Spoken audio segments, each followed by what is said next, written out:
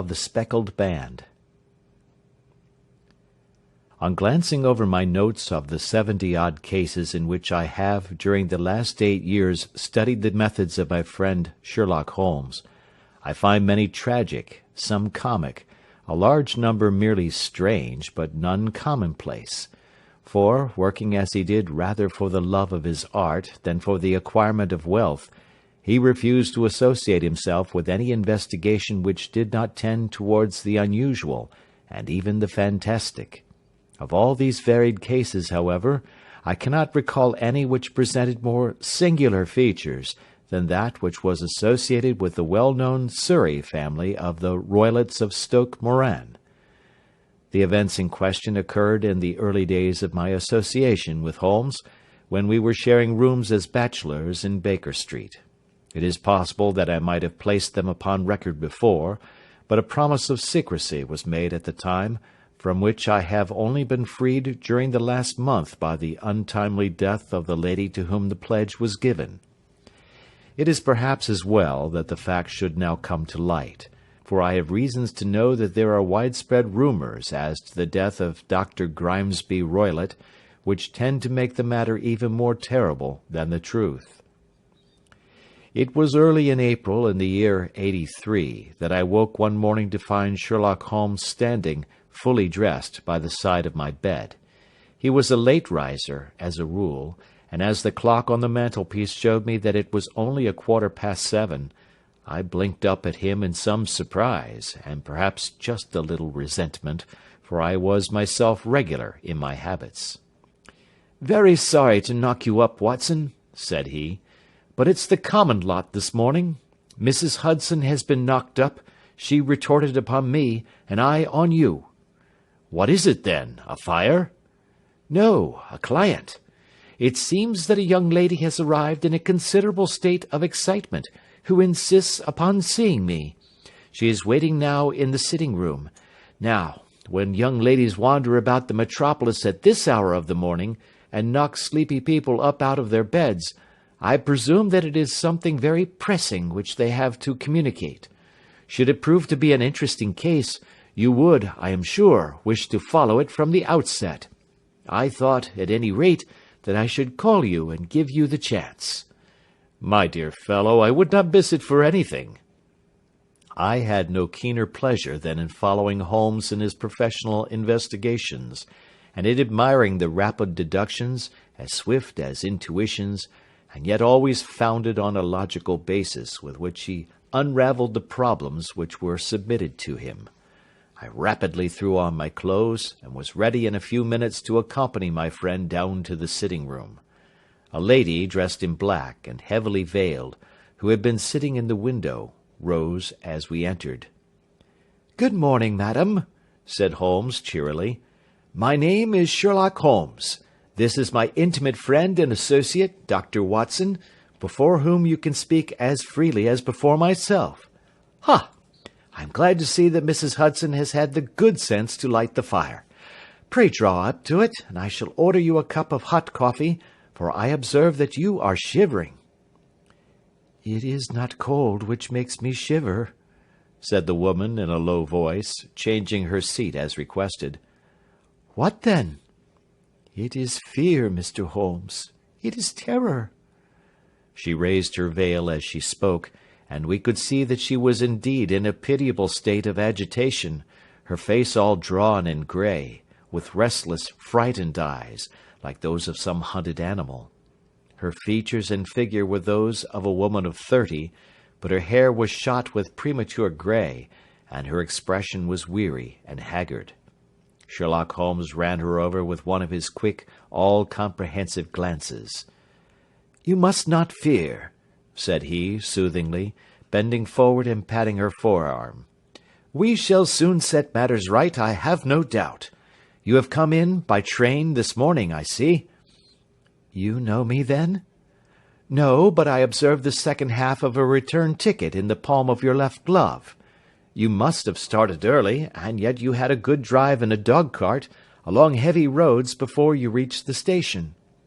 The lady gave a violent start and stared in bewilderment at my companion. "There is no mystery, my dear madam," said he, smiling. "The left arm of your jacket is spattered with mud in no less than 7 places. The marks are perfectly fresh. There is no vehicle save a dog-cart which throws up mud in that way, and then only when you sit on the left-hand side of the driver." "Whatever your reasons may be, you are perfectly correct," said she. "I started from home before 6, reached Leatherwood at 20 past, and came in by the first train to Waterloo. Sir, I can stand this strain no longer. I shall go mad if it continues. I have no one to turn to, none, save only one, who cares for me, and he, poor fellow, can be of little aid. I have heard of you, Mr. Holmes. I have heard of you from Mrs. Farintosh, whom you helped in the hour of her sore need. It was from her that I had your address. Oh, sir, do you not think that you could help me, too, and at least throw a little light through the dense darkness which surrounds me? At present, it is out of my power to reward you for your services, but in a month or 6 weeks I shall be married, with the control of my own income, and then at least you shall not find me ungrateful." Holmes turned to his desk, and, unlocking it, drew out a small case-book, which he consulted. "Farintosh," said he. "Ah, yes, I recall the case. It was concerned with an opal tiara. I think it was before your time, Watson. I can only say, madam, that I shall be happy to devote the same care to your case as I did to that of your friend. As to reward, my profession is its own reward, but you are at liberty to defray whatever expenses I may be put to at the time which suits you best. And now I beg that you will lay before us everything that may help us in forming an opinion upon the matter." "Alas," replied our visitor, "the very horror of my situation lies in the fact that my fears are so vague, and my suspicions depend so entirely upon small points, which might seem trivial to another, that even he to whom of all others I have a right to look for help and advice looks upon all that I tell him about it as the fancies of a nervous woman. He does not say so, but I can read it from his soothing answers and averted eyes. But I have heard, Mr. Holmes, that you can see deeply into the manifold wickedness of the human heart. You may advise me how to walk amid the dangers which encompass me." "I am all attention, madam." "My name is Helen Stoner, and I am living with my stepfather, who is the last survivor of one of the oldest Saxon families in England, the Roylotts of Stoke Moran, on the western border of Surrey." Holmes nodded his head. "The name is familiar to me," said he. "The family was at one time among the richest in England, and the estates extended over the borders into Berkshire in the north and Hampshire in the west. In the last century, however, 4 successive heirs were of a dissolute and wasteful disposition, and the family ruin was eventually completed by a gambler in the days of the Regency. Nothing was left save a few acres of ground, and the 200-year-old house, which is itself crushed under a heavy mortgage. The last squire dragged out his existence there, living the horrible life of an aristocratic pauper, but his only son, my stepfather, seeing that he must adapt himself to the new conditions, obtained an advance from a relative which enabled him to take a medical degree, and went out to Calcutta, where, by his professional skill and his force of character, he established a large practice. In a fit of anger, however, caused by some robberies which had been perpetrated in the house, he beat his native butler to death and narrowly escaped a capital sentence. As it was, he suffered a long term of imprisonment, and afterwards returned to England a morose and disappointed man. When Dr. Roylott was in India, he married my mother, Mrs. Stoner, the young widow of Major General Stoner of the Bengal Artillery. My sister Julia and I were twins, and we were only 2 years old at the time of my mother's remarriage. She had a considerable sum of money, not less than £1,000 a year, and this she bequeathed to Dr. Roylott entirely while we resided with him, with the provision that a certain annual sum should be allowed to each of us in the event of our marriage. Shortly after our return to England, my mother died. She was killed 8 years ago in a railway accident near Crewe. Dr. Roylott then abandoned his attempts to establish himself in practice in London, and took us to live with him in the old ancestral house at Stoke Moran. The money which my mother had left was enough for all our wants, and there seemed to be no obstacle to our happiness. But a terrible change came over our stepfather about this time. Instead of making friends and exchanging visits with our neighbours, who had at first been overjoyed to see a Roylott of Stoke Moran back in the old family seat, he shut himself up in his house, and seldom came out save to indulge in ferocious quarrels with whoever might cross his path. Violence of temper approaching to mania has been hereditary in the men of the family, and in my stepfather's case it had, I believe, been intensified by his long residence in the tropics. A series of disgraceful brawls took place, 2 of which ended in the police court, until at last he became the terror of the village, and the folks would fly at his approach, for he is a man of immense strength, and absolutely uncontrollable in his anger. Last week he hurled the local blacksmith over a parapet into a stream, and it was only by paying over all the money which I could gather together that I was able to avert another public exposure.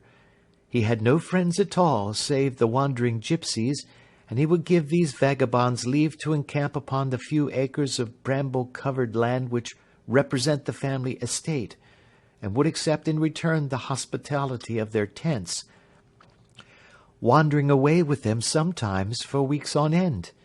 He has a passion also for Indian animals, which are sent over to him by a correspondent, and he has at this moment a cheetah and a baboon, which wander freely over his grounds and are feared by the villagers almost as much as their master.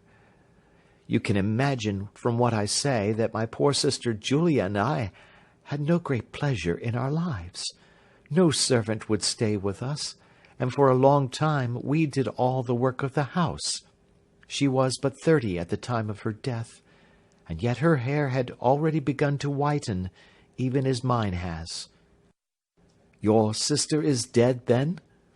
She died just 2 years ago, and it is of her death that I wish to speak to you. You can understand that, living the life which I have described, we were little likely to see anyone of our own age and position.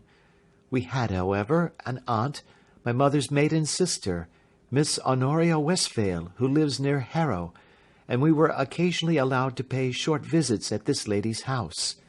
Julia went there at Christmas 2 years ago, and met there a half-pay major of marines, to whom she became engaged. My stepfather learned of the engagement when my sister returned, and offered no objection to the marriage, but within a fortnight of the day which had been fixed for the wedding, the terrible event occurred which has deprived me of my only companion." Sherlock Holmes had been leaning back in his chair, with his eyes closed and his head sunk in a cushion, but he half opened his lids now, and glanced across at his visitor. "Pray be precise as to details," said he. "It is easy for me to be so, for every event of that dreadful time is seared into my memory. The manor house is, as I have already said, very old, and only one wing is now inhabited. The bedrooms in this wing are on the ground floor, the sitting rooms being in the central block of the buildings. Of these bedrooms, the first is Dr. Roylott's, the second my sister's, and the third my own. There is no communication between them, but they all open out into the same corridor. Do I make myself plain?" "Perfectly so." "The windows of the 3 rooms opened out upon the lawn. That fatal night, Dr. Roylott had gone to his room early, though we knew that he had not retired to rest, for my sister was troubled by the smell of the strong Indian cigars which it was his custom to smoke. She left her room, therefore, and came into mine, where she sat for some time, chatting about her approaching wedding. At 11 o'clock she rose to leave me, but she paused at the door, and looked back. 'Tell me, Helen,' said she, 'have you ever heard anyone whistle in the dead of the night?' Never, said I. I suppose that you could not possibly whistle yourself in your sleep? Certainly not. But why? Because during the last few nights I have always, about 3 in the morning, heard a low, clear whistle. I am a light sleeper, and it has awakened me. I cannot tell where it came from, perhaps from the next room, perhaps from the lawn. I thought that I would just ask you whether you had heard it. No, I have not. It must be those wretched gypsies in the plantation. Very likely, and yet if it were on the lawn, I wonder that you did not hear it also. Ah, but I sleep more heavily than you. Well, it is of no great consequence at any rate. She smiled back at me, closed my door, and a few moments later I heard her key turn in the lock. Indeed, said Holmes. Was it your custom always to lock yourselves in at night? Always. And why? I think that I mentioned to you that the doctor kept a cheetah and a baboon. We had no feeling of security unless our doors were locked. Quite so. Pray proceed with your statement. I could not sleep that night. A vague feeling of impending misfortune impressed me. My sister and I, you will recollect, were twins, and you know how subtle are the links which bind two souls which are so closely allied. It was a wild night. The wind was howling outside, and the rain was beating and splashing against the windows. Suddenly, amid all the hubbub of the gale, there burst forth the wild scream of a terrified woman. I knew that it was my sister's voice. I sprang from my bed, wrapped a shawl round me, and rushed into the corridor. As I opened my door, I seemed to hear a low whistle, such as my sister described, and a few moments later a clanging sound, as if a mass of metal had fallen. As I ran down the passage, my sister's door was unlocked, and revolved slowly upon its hinges. I stared at it, horror-stricken, not knowing what was about to issue from it. By the light of the corridor lamp I saw my sister appear at the opening, her face blanched with terror, her hands groping for help, her whole figure swaying to and fro like that of a drunkard. I ran to her and threw my arms round her, but at that moment her knees seemed to give way, and she fell to the ground. She writhed as one who is in terrible pain, and her limbs were dreadfully convulsed. At first, I thought that she had not recognized me, but as I bent over her, she suddenly shrieked out in a voice which I shall never forget, "Oh, my God, Helen! It was the band! The speckled band!" There was something else which she would fain have said, and she stabbed with her finger into the air in the direction of the doctor's room, but a fresh convulsion seized her and choked her words. I rushed out, calling loudly for my stepfather, and I met him hastening from his room in his dressing-gown. When he reached my sister's side, she was unconscious, and though he poured brandy down her throat and sent for medical aid from the village, all efforts were in vain, for she slowly sank and died without having recovered her consciousness. Such was the dreadful end of my beloved sister. "One moment," said Holmes. "Are you sure about this whistle and metallic sound? Could you swear to it?"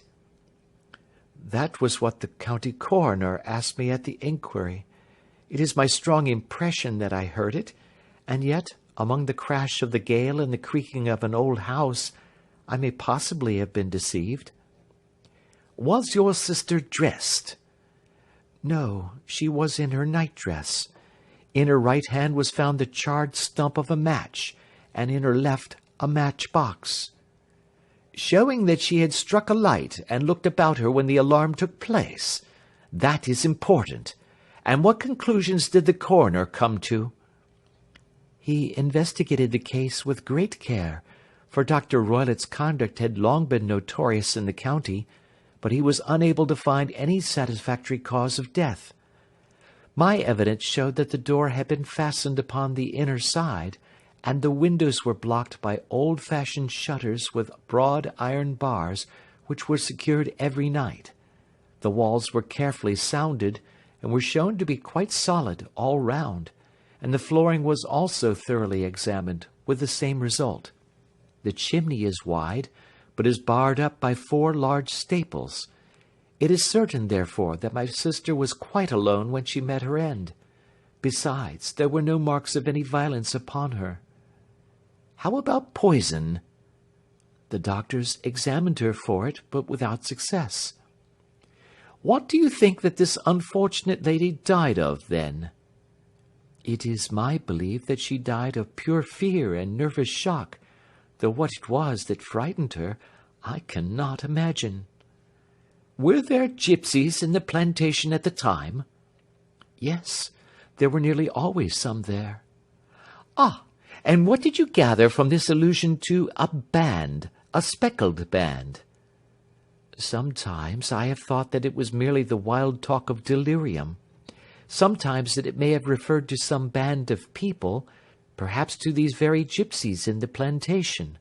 I do not know whether the spotted handkerchiefs which so many of them wear over their heads might have suggested the strange adjective which he used. Holmes shook his head like a man who is far from being satisfied. "These are very deep waters," said he. "Pray go on with your narrative." 2 years have passed since then, and my life has been until lately lonelier than ever. A month ago, however, a dear friend, whom I have known for many years, has done me the honour to ask my hand in marriage. His name is Armitage, Percy Armitage, the second son of Mr. Armitage of Crane Water, near Reading. My stepfather has offered no opposition to the match, and we are to be married in the course of the spring. 2 days ago, some repairs were started in the west wing of the building, and my bedroom wall has been pierced, so that I have had to move into the chamber in which my sister died, and to sleep in the very bed in which she slept. Imagine, then, my thrill of terror when last night, as I lay awake, thinking over her terrible fate, I suddenly heard in the silence of the night the low whistle which had been the herald of her own death. I sprang up and lit the lamp, but nothing was to be seen in the room. I was too shaken to go to bed again, however, so I dressed, and as soon as it was daylight I slipped down, got a dog-cart at the Crown Inn, which is opposite, and drove to Leatherhead, from whence I have come on this morning with the one object of seeing you and asking your advice." "You have done wisely," said my friend. "But have you told me all?" "Yes, all." "Miss Roylott, you have not. You are screening your stepfather." "Why, what do you mean?" For answer, Holmes pushed back the frill of black lace which fringed the hand that lay upon our visitor's knee. 5 little livid spots, the marks of 4 fingers and a thumb, were printed upon the white wrist. "You have been cruelly used," said Holmes. The lady coloured deeply and covered over her injured wrist.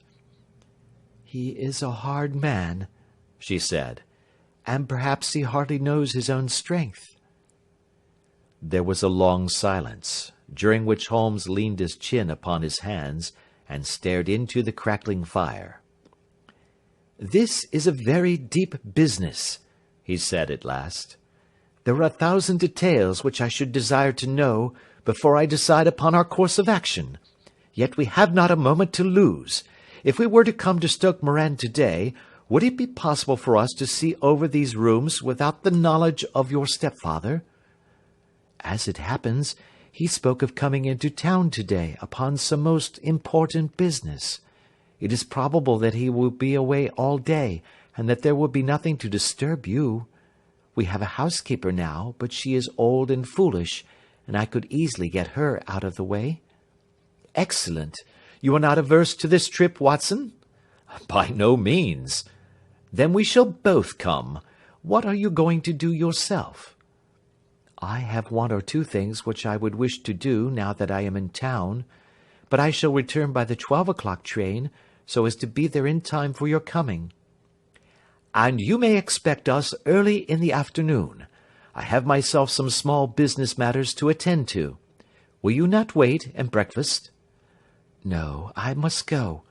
My heart is lightened already since I have confided my trouble to you. I shall look forward to seeing you again this afternoon."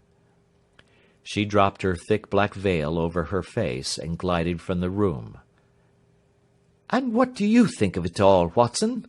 asked Sherlock Holmes, leaning back in his chair. "It seems to me to be a most dark and sinister business." "Dark enough and sinister enough." "Yet if the lady is correct in saying that the flooring and walls are sound, and that the door, window, and chimney are impassable, then her sister must have been undoubtedly alone when she met her mysterious end." "What becomes, then, of these nocturnal whistles, and what of the very peculiar words of the dying woman?" "I cannot think." "When you combine the ideas of whistles at night, the presence of a band of gipsies who are on intimate terms with this old doctor, the fact that we have every reason to believe that the doctor has an interest in preventing his stepdaughter's marriage, the dying allusion to a band, and finally, the fact that Miss Helen Stoner heard a metallic clang, which might have been caused by one of those metal bars that secured the shutters falling back into its place, I think that there is good ground to think that the mystery may be cleared along those lines." "But what, then, did the gipsies do?" "I cannot imagine." "I see many objections to any such theory." "And so do I. It is precisely for that reason that we are going to Stoke Moran this day. I want to see whether the objections are fatal, or if they may be explained away. But what in the name of the devil—" The ejaculation had been drawn from my companion by the fact that our door had been suddenly dashed open, and that a huge man had framed himself in the aperture. His costume was a peculiar mixture of the professional and of the agricultural, having a black top hat, a long frock coat, and a pair of high gaiters, with a hunting crop swinging in his hand. So tall was he that his hat actually brushed the crossbar of the doorway, and his breadth seemed to span it across from side to side. A large face, seared with 1,000 wrinkles, burned yellow with the sun, and marked with every evil passion, was turned from one to the other of us, while his deep-set, bile-shot eyes, and his high, thin, fleshless nose gave him somewhat the resemblance to a fierce old bird of prey. "Which of you is Holmes?" asked this apparition. "My name, sir, but you have the advantage of me," said my companion quietly. "I am Dr. Grimesby Roylott of Stoke Moran." "Indeed, doctor," said Holmes blandly. "Pray take a seat." "I will do nothing of the kind. My stepdaughter has been here. I have traced her. What has she been saying to you?" "It is a little cold for the time of the year," said Holmes. "What has she been saying to you?" cried the old man furiously. "But I have heard that the crocuses promise well," continued my companion imperturbably. "Ha! You put me off, do you?" said our new visitor, taking a step forward and shaking his hunting crop. "I know you, you scoundrel. I have heard of you before. You are Holmes the meddler." My friend smiled. "Holmes the busybody." His smile broadened. "Holmes the Scotland Yard Jack-in-Office." Holmes chuckled heartily. "Your conversation is most entertaining," said he. "When you go out, close the door, for there is a decided draught." "I will go when I have said my say. Don't you dare to meddle with my affairs. I know that Miss Stoner has been here. I traced her. I am a dangerous man to fall foul of. See here." He stepped swiftly forward, seized the poker, and bent it into a curve with his huge brown hands. "See that you keep yourself out of my grip," he snarled, and hurling the twisted poker into the fireplace, he strode out of the room. "He seems a very amiable person," said Holmes, laughing. "Ha! Ha! I am not quite so bulky, but if he had remained I might have shown him that my grip was not much more feeble than his own." As he spoke, he picked up the steel poker and, with a sudden effort, straightened it out again. "Fancy his having the insolence to confound me with the official detective force! This incident gives zest to our investigation, however, and I only trust that our little friend will not suffer from her imprudence in allowing this brute to trace her. And now, Watson, we shall order breakfast, and afterwards I shall walk down to Doctors' Commons, where I hope to get some data which may help us in this matter." It was nearly 1 o'clock when Sherlock Holmes returned from his excursion. He held in his hand a sheet of blue paper, scrawled over with notes and figures. "I have seen the will of the deceased wife," said he. "To determine its exact meaning, I have been obliged to work out the present prices of the investments with which it is concerned. The total income, which at the time of the wife's death was little short of £1,100, is now, through the fall in agricultural prices, not more than £750. Each daughter can claim an income of £250 in case of marriage. It is evident, therefore, that if both girls had married, this beauty would have been a mere pittance, while even one of them would cripple him to a very serious extent. My morning's work has not been wasted, since it has proved that he has the very strongest motives for standing in the way of anything of the sort. And now, Watson, this is too serious for dawdling, especially as the old man is aware that we are interesting ourselves in his affairs. So if you are ready, we shall call a cab and drive to Waterloo. I should be very much obliged if you would slip your revolver into your pocket. An Ely's No. 2 is an excellent argument with gentlemen who can twist steel pokers into knots. That and a toothbrush are, I think, all that we need." At Waterloo we were fortunate in catching a train for Leatherhead, where we hired a trap at the station inn and drove for 4 or 5 miles through the lovely Surrey lanes. It was a perfect day, with a bright sun and a few fleecy clouds in the heavens. The trees and wayside hedges were just throwing out their first green shoots, and the air was full of the pleasant smell of the moist earth. To me, at least, there was a strange contrast between the sweet promise of the spring and this sinister quest upon which we were engaged. My companion sat in the front of the trap, his arms folded, his hat pulled down over his eyes, and his chin sunk upon his breast, buried in the deepest thought. Suddenly, however, he started, tapped me on the shoulder, and pointed over the meadows. "Look there," said he. A heavily timbered park stretched up in a gentle slope, thickening into a grove at the highest point. From amid the branches there jutted out the grey gables and high roof-tree of a very old mansion. "Stoke Moran?" said he.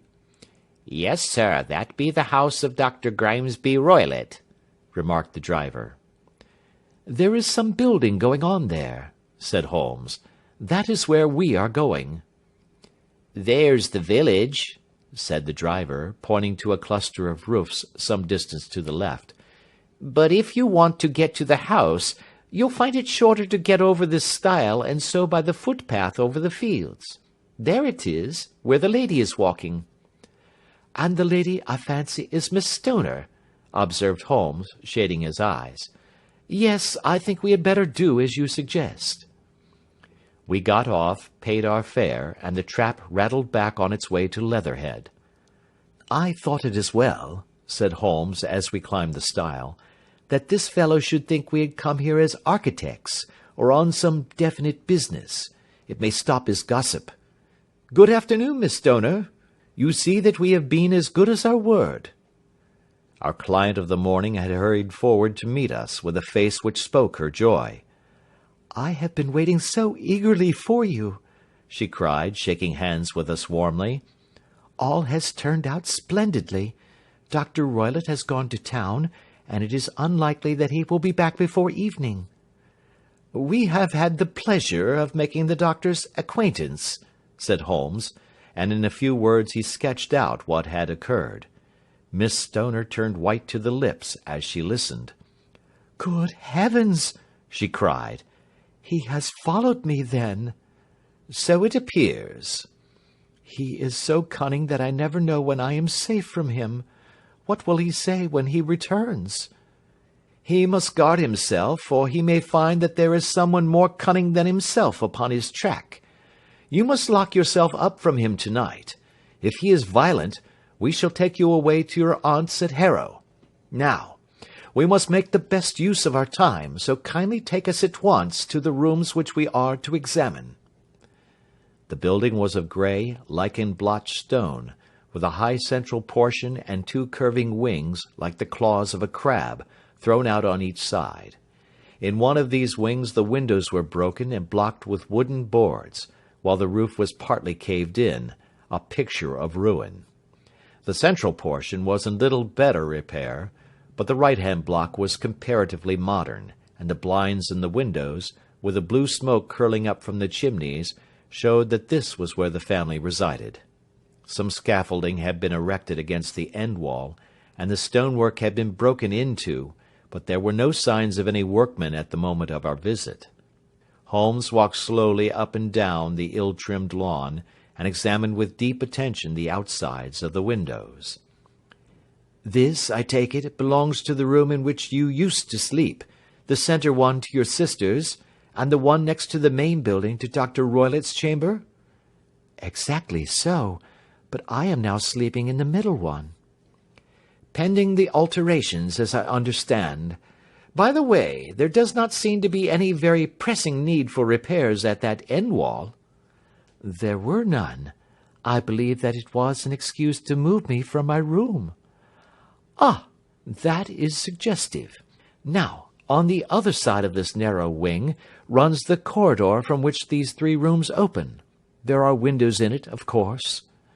"Yes, but very small ones, too narrow for anyone to pass through." "As you both locked your doors at night, your rooms were unapproachable from that side. Now, would you have the kindness to go into your room and bar your shutters?" Miss Stoner did so, and Holmes, after a careful examination through the open window, endeavoured in every way to force the shutter open, but without success. There was no slit through which a knife could be passed to raise the bar. Then with his lens he tested the hinges, but they were of solid iron, built firmly into the massive masonry. Said he, scratching his chin in some perplexity. "My theory certainly presents some difficulties. No one could pass these shutters if they were bolted. Well, we shall see if the inside throws any light upon the matter." A small side door led into the whitewashed corridor from which the three bedrooms opened. Holmes refused to examine the third chamber, so he passed at once to the second, that in which Miss Stoner was now sleeping, and in which her sister had met with her fate. It was a homely little room, with a low ceiling and a gaping fireplace, after the fashion of old country houses. A brown chest of drawers stood in one corner, a narrow white counterpaned bed in another, and a dressing-table on the left-hand side of the window. These articles, with two small wicker-work chairs, made up all the furniture in the room save for a square of Wilton carpet in the centre. The boards round and the panelling of the walls were of brown, worm-eaten oak, so old and discoloured that it may have dated from the original building of the house. Holmes drew one of the chairs into a corner and sat silent, while his eyes travelled round and up and down, taking in every detail of the apartment. "Where does that bell communicate with?" he asked at last, pointing to a thick bell-rope which hung down beside the bed, the tassel actually lying upon the pillow. "It goes to the housekeeper's room." "It looks newer than the other things?" "Yes, it was only put there a couple of years ago." "Your sister asked for it, I suppose?" "No, I never heard of her using it. We used always to get what we wanted for ourselves." "Indeed! It seemed unnecessary to put so nice a bell-pull there. You will excuse me for a few minutes while I satisfy myself as to this floor." He threw himself down upon his face with his lens in his hand, and crawled swiftly backward and forward, examining minutely the cracks between the boards. Then he did the same with the woodwork with which the chamber was panelled. Finally he walked over to the bed, and spent some time in staring at it, and in running his eye up and down the wall. Finally he took the bell-rope in his hand, and gave it a brisk tug. "Why, it's a dummy," said he. "Won't it ring?" "No, it is not even attached to a wire. This is very interesting. You can see now that it is fastened to a hook, just above where the little opening for the ventilator is." "How very absurd! I never noticed that before." "Very strange," muttered Holmes, pulling at the rope. "There are one or two very singular points about this room. For example, what a fool a builder must be to open a ventilator into another room, when with the same trouble he might have communicated with the outside air." "That is also quite modern," said the lady. "Done about the same time as the bell-rope," remarked Holmes. "Yes, there were several little changes carried out about that time." "They seem to have been of a most interesting character, dummy bell-ropes and ventilators which do not ventilate. With your permission, Miss Stoner, we shall now carry our researches into the inner apartment." Dr. Grimesby Roylott's chamber was larger than that of his stepdaughter, but was as plainly furnished. A camp bed, a small wooden shelf full of books, mostly of a technical character, an armchair beside the bed, a plain wooden chair against the wall, a round table, and a large iron safe were the principal things which met the eye. Holmes walked slowly round and examined each and all of them with the keenest interest. "What's in here?" he asked, tapping the safe. "My stepfather's business papers." "Oh, you have seen inside, then?" "Only once, some years ago. I remember that it was full of papers." "There isn't a cat in it, for example?"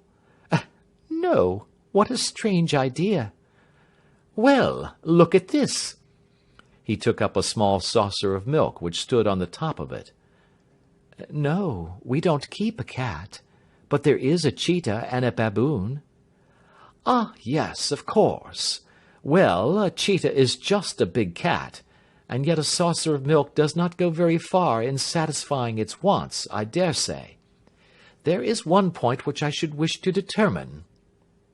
He squatted down in front of the wooden chair, and examined the seat of it with the greatest attention. "Thank you, that is quite settled," said he, rising and putting his lens in his pocket. "Hello! Here is something interesting."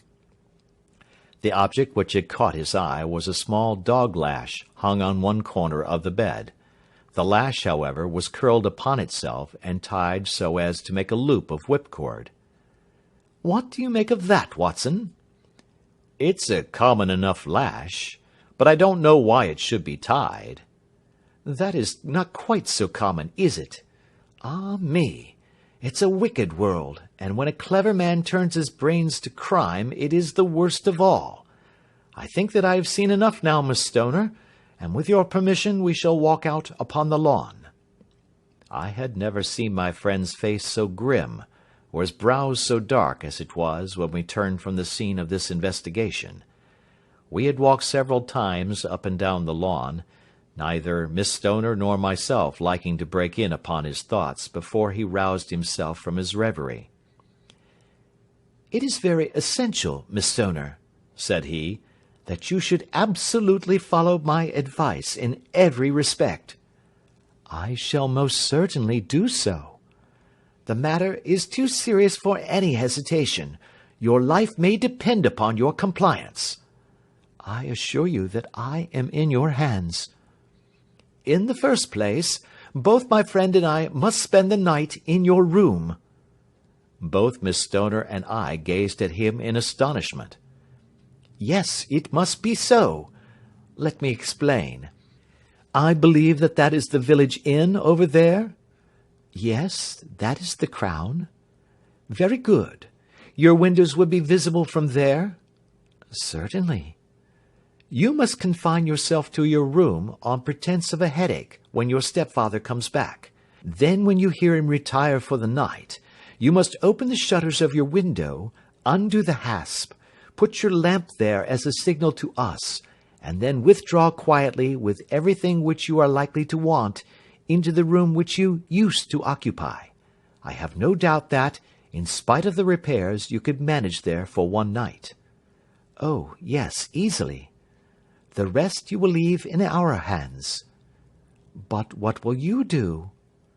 "We shall spend the night in your room, and we shall investigate the cause of this noise which has disturbed you." "I believe, Mr. Holmes, that you have already made up your mind," said Miss Stoner, laying her hand upon my companion's sleeve. "Perhaps I have." "Then, for pity's sake, tell me what was the cause of my sister's death." "I should prefer to have clearer proofs before I speak." "You can at least tell me whether my own thought is correct, and if she died from some sudden fright." "No, I do not think so. I think that there was probably some more tangible cause. And now, Miss Stoner, we must leave you, for if Dr. Roylott returned and saw us, our journey would be in vain. Good-bye, and be brave, for if you will do what I have told you, you may rest assured that we shall soon drive away the dangers that threaten you." Sherlock Holmes and I had no difficulty in engaging a bedroom and sitting-room at the Crown Inn. They were on the upper floor, and from our window we could command a view of the avenue gate, and of the inhabited wing of Stoke Moran Manor House. At dusk we saw Dr. Grimesby Roylott drive past, his huge form looming up beside the little figure of the lad who drove him. The boy had some slight difficulty in undoing the heavy iron gates, and we heard the hoarse roar of the doctor's voice, and saw the fury with which he shook his clenched fists at him. The trap drove on, and a few minutes later we saw a sudden light spring up among the trees as the lamp was lit in one of the sitting-rooms. "Do you know, Watson," said Holmes, as we sat together in the gathering darkness, "I have really some scruples as to taking you tonight. There is a distinct element of danger." "Can I be of assistance?" "Your presence might be invaluable." "Then I shall certainly come." "It is very kind of you." "You speak of danger. You have evidently seen more in these rooms than was visible to me." "No, but I fancy that I may have deduced a little more. I imagine that you saw all that I did." "I saw nothing remarkable save the bell-rope, and what purpose that could answer I confess is more than I can imagine." "You saw the ventilator, too?" "Yes, but I do not think that it is such a very unusual thing to have a small opening between two rooms.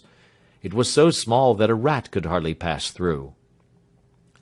"I knew that we should find a ventilator before ever we came to Stoke Moran." "My dear Holmes!" "Oh, yes, I did. You remember in her statement she said that her sister could smell Dr. Roylott's cigar. Now, of course that suggested at once that there must be a communication between the two rooms. It could only be a small one, or it would have been remarked upon at the coroner's inquiry. I deduced a ventilator." "But what harm can there be in that?" "Well, there is at least a curious coincidence of dates. A ventilator is made, a cord is hung, and a lady who sleeps in the bed dies. Does that not strike you?" "I cannot as yet see any connection." "Did you observe anything very peculiar about that bed?" "No." "It was clamped to the floor. Did you ever see a bed fastened like that before?" "I cannot say that I have." "The lady could not move her bed. It must always be in the same relative position to the ventilator and to the rope. Or so we may call it, since it was clearly never meant for a bell-pull." "Holmes," I cried, "I seem to see dimly what you are hinting at. We are only just in time to prevent some subtle and horrible crime." "Subtle enough, and horrible enough. When a doctor does go wrong he is the first of criminals. He has nerve and he has knowledge. Palmer and Pritchard were among the heads of their profession. This man strikes even deeper, but I think, Watson, that we shall be able to strike deeper still. Yet we shall have horrors enough before the night is over. For goodness sake, let us have a quiet pipe, and turn our minds for a few hours to something more cheerful." About 9 o'clock the light among the trees was extinguished, and all was dark in the direction of the manor house. 2 hours passed slowly away, and then suddenly, just at the stroke of 11, a single bright light shone out right in front of us. "That is our signal," said Holmes, springing to his feet. "It comes from the middle window." As we passed out, he exchanged a few words with the landlord, explaining that we were going on a late visit to an acquaintance, and that it was possible that we might spend the night there. A moment later we were out on the dark road, a chill wind blowing in our faces, and one yellow light twinkling in front of us through the gloom, to guide us on our sombre errand. There was little difficulty in entering the grounds, for unrepaired breaches gaped in the old park wall. Making our way among the trees, we reached the lawn, crossed it, and were about to enter through the window, when out from a clump of laurel bushes there darted what seemed to be a hideous and distorted child, who threw itself upon the grass with writhing limbs, and then ran swiftly across the lawn into the darkness. "My God!" I whispered. "Did you see it?" Holmes was for the moment as startled as I. His hand closed like a vice upon my wrist in his agitation. Then he broke into a low laugh and put his lips to my ear. "It is a nice household," he murmured. "That is the baboon." I had forgotten the strange pets which the doctor affected. There was a cheetah, too. Perhaps we might find it upon our shoulders at any moment. I confess that I felt easier in my mind when, after following Holmes's example and slipping off my shoes, I found myself inside the bedroom. My companion noiselessly closed the shutters, moved the lamp onto the table, and cast his eyes round the room. All was as we had seen it in the daytime.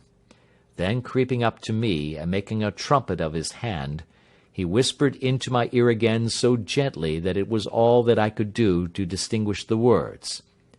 "The least sound would be fatal to our plans." I nodded to show that I had heard. "We must sit without light. He would see it through the ventilator." I nodded again. "Do not go asleep. Your very life may depend upon it. Have your pistol ready in case we should need it. I will sit on the side of the bed, and you in that chair." I took out my revolver and laid it on the corner of the table. Holmes had brought up a long, thin cane, and this he placed upon the bed beside him. By it he laid the box of matches and the stump of a candle. Then he turned down the lamp, and we were left in darkness. How shall I ever forget that dreadful vigil? I could not hear a sound, not even the drawing of a breath, and yet I knew that my companion sat open-eyed, within a few feet of me, in the same state of nervous tension in which I was myself. The shutters cut off the least ray of light, and we waited in absolute darkness. From outside came the occasional cry of a night-bird, and once at our very window a long-drawn cat-like whine, which told us that the cheetah was indeed at liberty. Far away we could hear the deep tones of the parish clock, which boomed out every quarter of an hour. How long they seemed, those quarters! 12 struck, and 1, and 2, and 3, and still we sat waiting silently for whatever might befall. Suddenly there was the momentary gleam of a light up in the direction of the ventilator, which vanished immediately, but was succeeded by a strong smell of burning oil and heated metal. Someone in the next room had lit a dark lantern. I heard a gentle sound of movement, and then all was silent once more, though the smell grew stronger. For half an hour I sat with straining ears. Then suddenly another sound became audible, a very gentle, soothing sound, like that of a small jet of steam escaping continually from a kettle.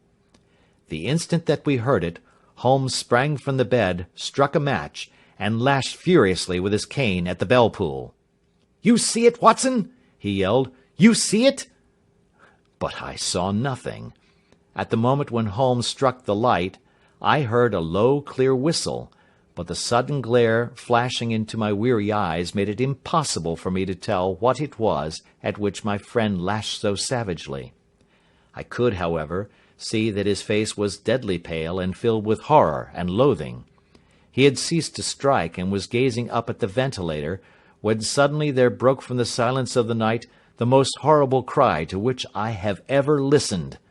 It swelled up louder and louder, a hoarse yell of pain and fear and anger, all mingled in the one dreadful shriek. They say that away down in the village, and even in the distant parsonage, that cry raised the sleepers from their beds.